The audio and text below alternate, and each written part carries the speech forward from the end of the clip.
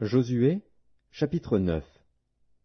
À la nouvelle de ces choses, tous les rois qui étaient en deçà du Jourdain, dans la montagne et dans la vallée, et sur toute la côte de la grande mer, jusque près du Liban, les Hétiens, les Amoréens, les Cananéens, les Phéréziens, les Héviens et les Jébusiens, s'unirent ensemble d'un commun accord pour combattre contre Josué et contre Israël. Les habitants de Gabaon, de leur côté, lorsqu'ils apprirent de quelle manière Josué avait traité Jéricho et Haï, eurent recours à la ruse et se mirent en route avec des provisions de voyage. Ils prirent de vieux sacs pour leurs ânes et de vieilles outres à vin déchirées et recousues.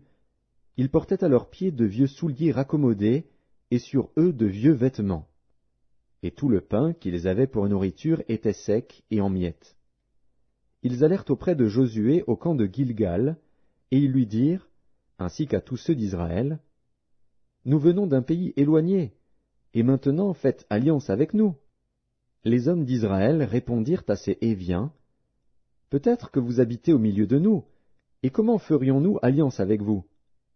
Ils dirent à Josué, « Nous sommes tes serviteurs. » Et Josué leur dit, « Qui êtes-vous, et d'où venez-vous » Ils lui répondirent, « Tes serviteurs viennent d'un pays très éloigné, sur le renom de l'Éternel, ton Dieu, car nous avons entendu parler de lui, de tout ce qu'il a fait en Égypte, et de la manière dont il a traité les 2 rois des Amoréens au-delà du Jourdain, Sihon, roi de Hesbon, et Og, roi de Basan, qui étaient à Ashtaroth. Et nos anciens et tous les habitants de notre pays nous ont dit, « Prenez avec vous des provisions pour le voyage, allez au-devant d'eux, et vous leur direz, « Nous sommes vos serviteurs, et maintenant faites alliance avec nous. Voici notre pain. Il était encore chaud quand nous en avons fait provision dans nos maisons, le jour où nous sommes partis pour venir vers vous, et maintenant il est sec et en miettes. Ces outres à vin, que nous avons remplies toutes neuves, les voilà déchirées.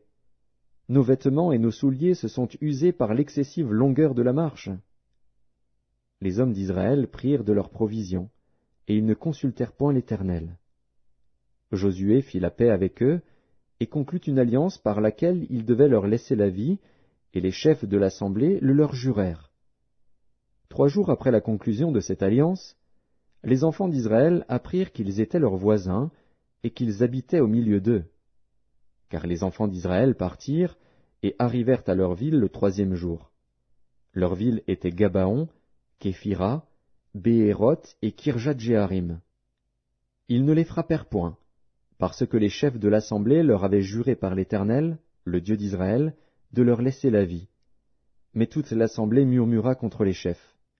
Et tous les chefs dirent à toute l'assemblée, « Nous leur avons juré par l'Éternel, le Dieu d'Israël, et maintenant nous ne pouvons les toucher. Voici comment nous les traiterons. Nous leur laisserons la vie, afin de ne pas attirer sur nous la colère de l'Éternel, à cause du serment que nous leur avons fait. Ils vivront, leur dirent les chefs. Mais ils furent employés à couper le bois et à puiser l'eau pour toute l'assemblée, comme les chefs le leur avaient dit. Josué les fit appeler, et leur parla ainsi. « Pourquoi nous avez-vous trompés, en disant, « Nous sommes très éloignés de vous, tandis que vous habitez au milieu de nous » Maintenant vous êtes maudits, et vous ne cesserez point d'être dans la servitude, de couper le bois et de puiser l'eau pour la maison de mon Dieu. Ils répondirent à Josué, et dirent, « On avait rapporté à tes serviteurs les ordres de l'Éternel, ton Dieu, à Moïse, son serviteur, pour vous livrer tout le pays et pour en détruire devant vous tous les habitants, et votre présence nous a inspiré une grande crainte pour notre vie. Voilà pourquoi nous avons agi de la sorte. Et maintenant nous voici entre tes mains. Traite-nous comme tu trouveras bon et juste de nous traiter. » Josué agit à leur égard comme il avait été décidé. Il les délivra de la main des enfants d'Israël, qui ne les firent pas mourir.